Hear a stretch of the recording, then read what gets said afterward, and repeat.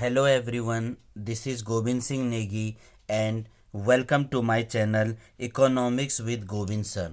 So student, today we are going to discuss the another subtopics of the chapter Indian Economy from 1950 to 1990. तो आज हमारा जो सब topics रहेगा वो ये है कि इंडस्ट्रियल सेक्टर रिफॉर्म्स। इस टॉपिक को पढ़ने से पहले हमें ये जानना पड़ेगा कि हमें औद्योगिक सेक्टर पर, औद्योगिक क्षेत्र पर सुधार की ज़रूरत क्यों पड़ी। उसका मेन कारण कुछ तो हुआ होगा कि जो हमें इस पर सुधार करने की ज़रूरत पड़ी। तो इंडस्ट्रियल सेक्टर रिफॉर्म्स के अंदर पहले हम ये जानेंगे 1947 से पहले एग्रीकल्चर सेक्टर पे किस किस चीज़ को फोकस वगैरह किया गया था, यह क्या क्या चीज़ें हमारे सामने दिक्कतें आ रही थी। तो हमें सबसे पहले पता है India is well known for its handicraft industry. India is well known for its handicraft industry. India britisher आने से पहले दुनिया में हथकड़ा उद्योग के नाम से काफ़ी ज़्यादा फेमस हुआ करता था। जो हैंडमेड चीज़ें बनाते थे इसका बाज़ार में आसानी से ट्रेड वगैरह किया जाता था। लेकिन ब्रिटिशर कभी ये नहीं चाहते थे कि इंडिया का मार्केट भी वेल सेटल हो, वेल सिलेक्टेड वगैरह रह सके। तो इन्होंने हमारे मार्केट को बर्बाद करने के लिए कुछ पॉलिसी चली जिसका नाम है डिस्क्रिमिनेटरी ट्रेड पॉलिसी।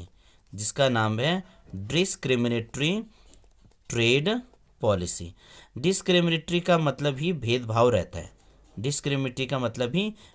रहता है। इन्होंने हमारे ट्रेड के साथ क्या क्या फिर बहुत ज़्यादा दिक्कतें वगैरह कर दिया है। वो क्या क्या हमने कि जो ये चीज़ें लाएंगे इंपोर्ट भी क्या कर दिया, फ्री कर दिया, और एक्सपोर्ट भी क्या कर दिया, फ्री कर दिया।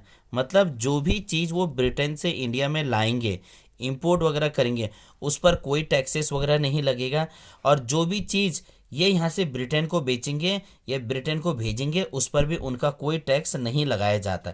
तो इससे हमारे यहाँ के लोगों को बहुत सारे दिक्कतें आने लग गई थी। That is a discriminatory trade policy. दूसरा जो हमारे सामने इनकी दिक्कतें आ रही थी that is low cost of British goods का मतलब क्या हुआ, इंडिया में मशीनें वगैरह तो थी नहीं, तो जो भी चीज़ का प्रोडक्शन करते थे अब हाथ से बनाते थे तो उनमें टाइम भी ज़्यादा लगता था, पैसा वगैरह भी ज़्यादा लगता था, रॉ मटेरियल वगैरह भी ज़्यादा लगते थे। जबकि ब्रिटेन से जो चीज़ें बन के आती थी उन पर कॉस्ट वगैरह कम लगती थी, तो हम उनके हिसाब से कंपटीशन नहीं कर पा रहे थे ब्रिटेन से, इसलिए हमारी इंडस्ट्री क्या हो गई थी, इसके मामले में पिछड़ चुकी थी। तीसरा आता है लैक ऑफ इन्वेस्टमेंट।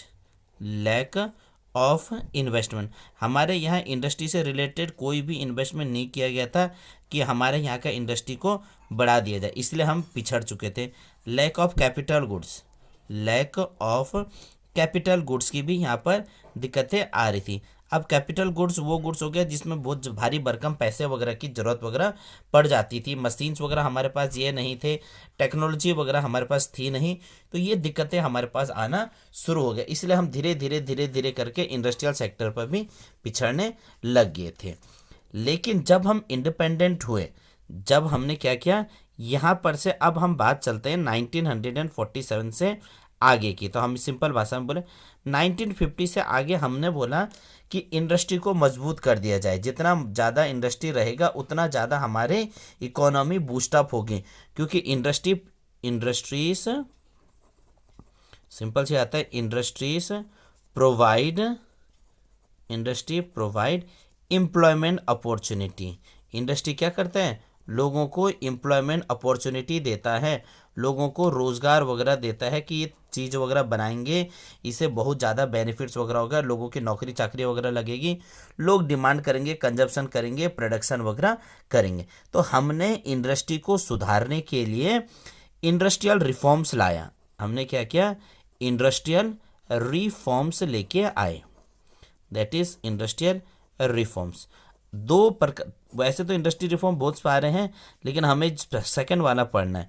जो फर्स्ट इंडस्ट्रियल रिफॉर्म्स लाया था दैट इज इन 1948, और जो सेकंड इंडस्ट्रियल रिफॉर्म्स लाया था दैट इज इन 1956। तो दो इंडस्ट्रियल रिफॉर्म्स लाए थे 1948 और 1956। तो हम यहाँ पर इस वाले यूनिट में खास तौर पर जो सेकंड वाला टॉपिक है इंडस्ट्रियल पॉलिसी रिफॉर्म्स 1956 के बारे में पढ़ेंगे। तो जो हमारा सब टॉपिक्स निकलेगा दैट इज IPR 1956। इसे हमने बोला industrial policy resolution, industrial policy resolution 1956, या हम इंडस्ट्रियल रिफॉर्म्स की बात बोलेंगे 1956, जो हमारे कोर्स के हिसाब से हमें वो वाला चीज़ें पढ़ना है। तो 1956 के हमने रिजोल्यूशन में क्या क्या चीज़ों का फोकस वगैरह कर रखा है। तो सबसे पहले जो हमने अपने इंडस्ट्री थे इसको हमने क्लासिफिकेशन किया, that is called three fold classification, that is called three fold classification. हमारे पास जो इंडस्ट्री थे हमने उसको 3 हिसाबों में डिवाइड कर दिया है। कितने हिसाबों में? 3 पार्ट्स में डिवाइड कर दिया है। इसको हमने बोला schedule A, that is schedule A, schedule B और schedule C. Schedule A, schedule B और शेड्यूल सी, 3 प्रकार से हमने इसे डिवाइड किया, ए बी सी। देखो ए के अंदर वो इंडस्ट्री आ जाएगी जो totally for public sector, the industry which are deal totally for public sector, जो सरकारी सेक्टर है, जिसे हमने क्या बोला एटॉमिक एनर्जी के अंदर आ गया, डिफेंस एटॉमिक हो गया, डिफेंस वाला सेक्टर वगैरह चीज़ें हो गई, ये हमने शेड्यूल ए के अंदर रखा, जिस पर सिर्फ और सिर्फ भारत सरकार का रोल रहेगा, दैट इज शेड्यूल ए।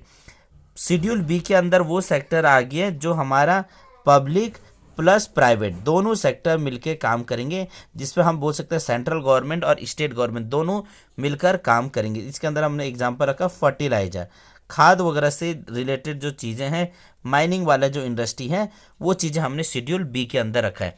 और शेड्यूल सी के अंदर रख दिया जो इन दोनों के अंदर नहीं है, यानी सिंपल सा बात वो इंडस्ट्री जो टोटली किसके अंदर आ गया, प्राइवेट सेक्टर के अंदर आ गया, जो टोटली किसके अंदर आ गया, प्राइवेट सेक्टर के अंदर आ गया। तो हमने इंडस्ट्री को 3 हिस्सों में बांटा, schedule A, schedule B, schedule सी, 1956 के रिजोल्यूशन के अंदर।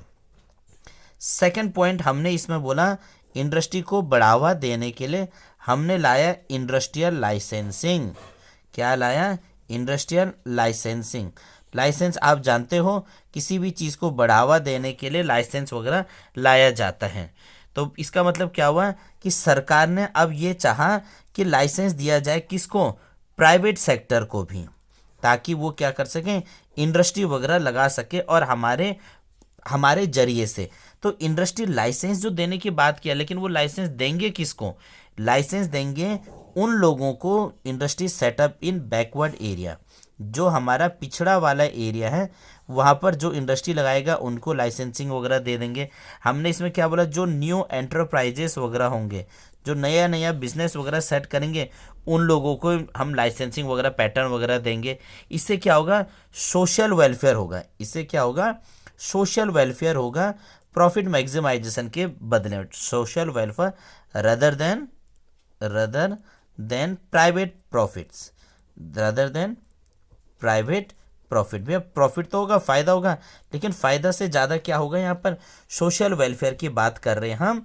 इंडस्ट्रियल लाइसेंसिंग देने से बहुत फ़ायदा हो गया, हर चीज़ सरकार को पता चल गया कि किस किस चीज़ में लाइसेंस की ज़रूरत पड़ रही है। जैसा हम आज के दिन में बोलते हैं कि जैसे अल्कोहल वाले चीज़ में हो गया, चाहे ड्रग्स वाले में हो गया, चाहे केमिकल वाले चीज़ें में हो गए, चाहे मेडिसिन वाले चीज़ें वगैरह में हो गए, इन पर हमें आज भी लाइसेंस की ज़रूरत पड़ती है। लाइसेंस का मतलब ये हो गया कि सरकार को पता है कि यहाँ पर क्या क्या चीज़ें मेरे अंडर में चल रहा है, वरना प्राइवेट सेक्टर क्या काम करेगा, इस चीज़ के बारे में हमारे पास प्रॉपर इन्फॉर्मेशन नहीं मिल पाता था। And the third one is that is called industrial concession. Industrial concession का मतलब हो गया इंडस्ट्री को बढ़ावा देने के लिए और ज़्यादा इंडस्ट्री लगे, उसके लिए सरकार के द्वारा कंसेशन दिया जाता था। कंसेशन का मतलब हो गया कि लोगों को जो इंडस्ट्री सेटअप करें, जो हमारे बैकवर्ड एरिया में है या बैकवर्ड रीजन वगैरह में है, यहाँ पर उनको ताकि इंडस्ट्री लगाए, उनको बहुत फ़ायदा देंगे। कैसे करके फ़ायदा देंगे, उनको टैक्स हॉलीडे वगैरह देंगे। टैक्स हॉलीडे मतलब उनको टैक्स पर थोड़ा रिलैक्सेशन वगैरह देंगे, उनको सब्सिडीज़ वगैरह दिया जाएगा। सब्सिडीज़ एक फाइनेंशियल असिस्टेंस वगैरह दिया जाता है। इंडस्ट्री को बढ़ने, इंडस्ट्री से जो कंसेशन वगैरह देंगे तो इससे क्या होगा, प्रमोट होगा हमारे इंडस्ट्री, प्रमोट इंडस्ट्रीज इन बैकवर्ड एरिया, प्रमोट इंडस्ट्री, पिछले पिछले एरिया में इंडस्ट्री वगैरह आएगा। इससे क्या होगा, इन तीनों से करने से क्या होगा, that is a regional equality, that is a regional equality. ऐसा नहीं है कि इंडस्ट्री सिर्फ शहरों में आके बस रहा है। जब कंसेशन वगैरह मिलेंगे, छूट देना वगैरह होगा, पेपर लोड कम वगैरह हो जाएंगे, तो इंडस्ट्री को क्या करेगा, पिछले पिछले एरिया में भी लोग जाएंगे, वहाँ पर इंडस्ट्री को शुरुआत करना शुरू कर देंगे। तो ये बात बोला हुआ था 1956 के रिजोल्यूशन में। क्या करेंगे, हमने इंडस्ट्री को 3-4 क्लासिफिकेशन कर दिया, इंडस्ट्री को 3 हिसाब से डिवाइड कर दिया। इंडस्ट्री पर हमने लाइसेंसिंग पैटर्न को देना शुरू कर दिया, इंडस्ट्री पर हमने कंसेशन वगैरह देना शुरू कर दिया। ये बात हुई थी 1956 में। तो यहाँ तक आपको कंप्लीट हुआ होगा, यहाँ पर आपको डाउट नहीं रहा होगा कोई। हमारी कोशिश है कि आपको ज़्यादा से ज़्यादा बेनिफिट दिया जाए। जब ये चीज़ें हो रही थी तो इससे गवर्नमेंट का कुछ ना कुछ मैनिफेस्टो था, गवर्नमेंट के कुछ चीज़ें सोच रही थी कि कैसे करके इस चीज़ को प्रमोट वगैरह कर सके, क्योंकि जो इकोनॉमी है वो एक दूसरे से जुड़ा हुआ है, डायरेक्टली या इनडायरेक्टली। तो डायरेक्टली कैसे जुड़ा हुआ है, देखो सिंपल सी बात है, जब लोगों की लो इनकम होगी, लोग क्या होगा, पैसा कम होगा। तो जब जैसे ही लोगों के पास पैसा कम होगा तो लोग क्या करेंगे, सिंपल सी बात है, पैसा कम तो लो डिमांड। जब पैसा ही नहीं है तो हम चीज़ों की डिमांड क्यों करें, तो लो इनकम से क्या हो जाएगा, लो डिमांड। लो डिमांड होगा तो क्या हो जाएगा, limited size of market, that is a limited market. बाजार ही नहीं होगा, लोग चीज़ें मांग ही नहीं रहे हैं, तो भैया अब उन चीज़ों का प्रोडक्शन वगैरह भी क्यों किया जाए, that is a limited market. जब लिमिटेड मार्केट होगा तो क्या हो जाएगा, लो इन्वेस्टमेंट। कोई बंदा हमारे मार्केट में इन्वेस्ट करने के बारे में सोचेगा ही नहीं। जब कोई हमारे यहाँ इन्वेस्टमेंट नहीं करेगा तो हमारे यहाँ क्या हो जाएगा, low income and low output. क्या हो जाएगा, लो आउटपुट, प्रोडक्शन कम होगा, प्रोडक्शन लो आउटपुट होगा, और लो क्या हो जाएगा, एम्प्लॉयमेंट हो जाएगा। तो सब चीज़ें कम हो जाएगी। तो ये इकोनॉमी में एक दूसरे से कहीं ना कहीं डायरेक्टली जुड़े हुए हैं, लेकिन इसका मेन मतलब हो गया कि हमारे यहाँ इंडस्ट्री को सेटअप करने की बात बोला हुआ है। आई थिंक आपको वीडियो पसंद आया होगा। पसंद आया तो इसे लाइक करना, शेयर करना, सब्सक्राइब करना। अगला वीडियो में हम स्मॉल स्केल इंडस्ट्री जो कार्वे कमेटी ने रिकमेंडेशन कर रखा था उसके बारे में बताएंगे। इंडस्ट्रियल सेक्टर से आपके पास पूरी पॉसिबिलिटी है 1-2 क्वेश्चन पूछे जाने के लिए। तब तक के लिए थैंक यू।